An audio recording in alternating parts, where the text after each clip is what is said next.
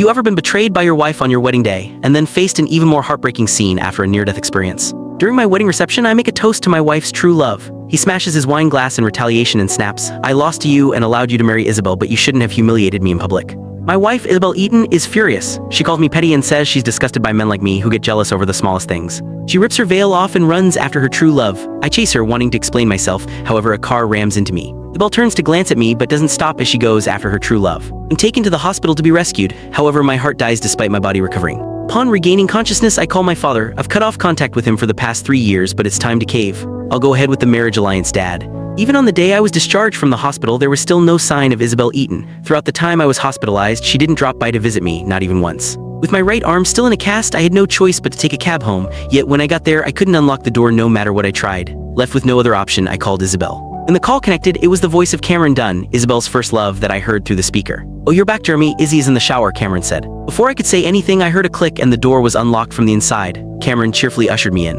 "It's my fault, Jeremy. I kept forgetting the password because of my poor memory, so Izzy changed the password to my birthday. You don't know when that is, right? I'll write it down for you later," Cameron offered. He was wearing a new set of pajamas and his hair was still damp. Just then, Isabel emerged from the master bedroom. She was wearing my favorite nightgown of hers, the black one that was rather translucent. In the past, I would have blown up at the sight of them alone in the house and both having just come out of the shower. I would have argued with Isabel to no end, but this time, I merely nodded in greeting before entering with my suitcase. Seeing that I wasn't angered, Isabel tossed aside the towel she was holding and gave me an explanation that sounded more like an eager attempt to cover something up instead. "Don't get the wrong idea, the voltage regulator over at Cam's place broke, so he's just staying with us for a few days." As I looked at Isabel, I was reminded of what happened the other day. She rushed off to go after Cameron, paying no mind to me even though I was hit by a car while trying to follow her. I nearly lost my life that day.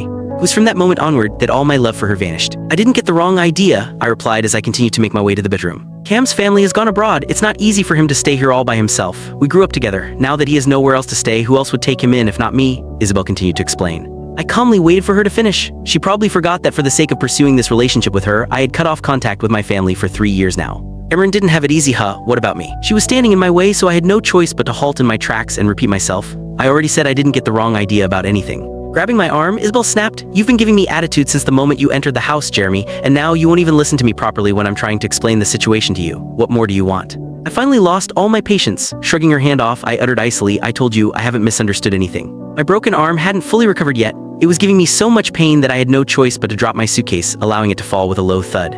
After turning the lights on in the bedroom, I was immediately greeted by the sight of a pale blue men's underwear on the bed, along with a black women's underwear with one strap broken. Startled, Isabel scrambled to grab them. "We accidentally got some of our things wet just now, so we left them here to dry. Don't read too much into it," she hastily said. I looked around the bedroom. It was a complete mess. There wasn't even a place for me to set my things down. Click the link on the homepage to watch the full follow-up for free.